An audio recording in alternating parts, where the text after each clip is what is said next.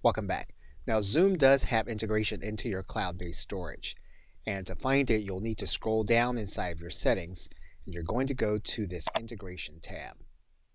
And what you'll see here is that you can enable Google Drive, Dropbox, Box, and Microsoft OneDrive.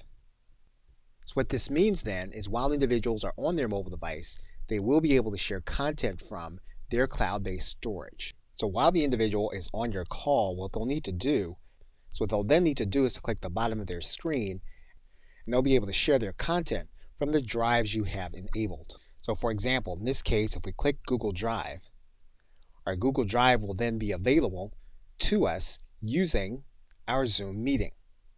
And once we enable the document, all we'll need to do is to click Share. The file will then start a loading process and will then be part of our sharing process using our mobile device in our Zoom meeting.